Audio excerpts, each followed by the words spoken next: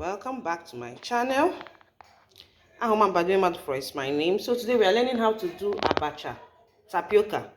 Okay, it's a delicacy made from cassava. In my last video, I showed you how to peel cassava. So this one is already peeled and washed. Okay, so what you need to do is just to transfer it into a pot.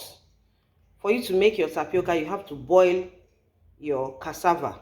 Okay, so we need to transfer it into our pot. Put water already, so I'm going to transfer the cassava into my pot before I boil.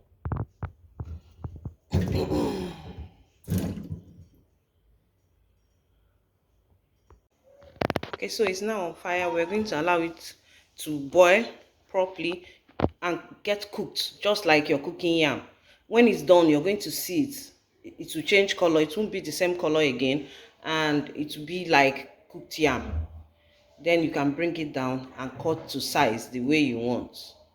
Okay, so the cassava has been boiled or cooked, and I removed it and drained in a sieve so there's no water, and then put some in the tray here. Just be cutting.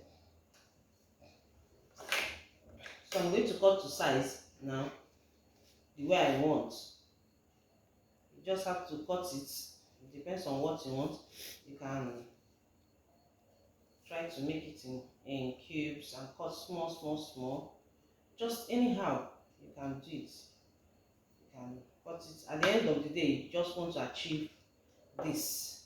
When you're done cutting, you need to put it in a container. That's why I have this container here.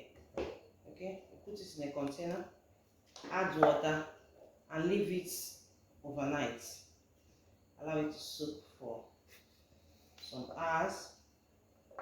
I prefer to leave it overnight, pour water into it so that it sits well. Then you wash it off. You can now eat it. You can eat it with coconut or groundnut. You can eat with coconut or groundnut, or you can eat like that. It's very, very delicious. If you don't want to use knife, you can also use the slicing part of the grater. We have grater that has different sides. You can use it and shred your tapioca. So that's just that. You go ahead and keep doing it for all. That's just it.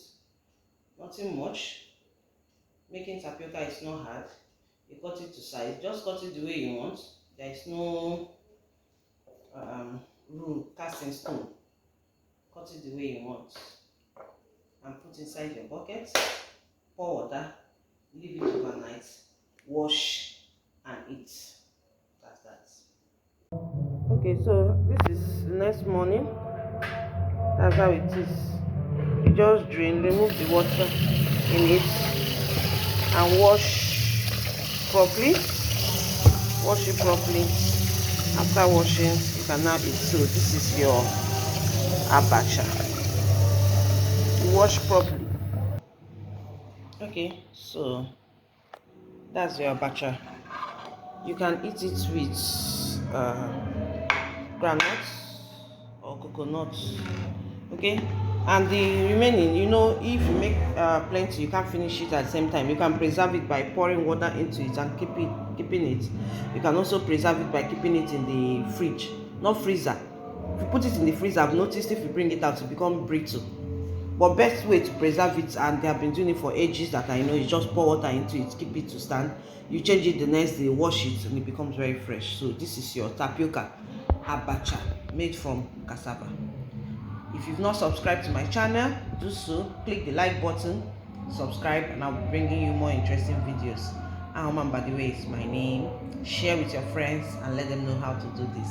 Thank you. Bye.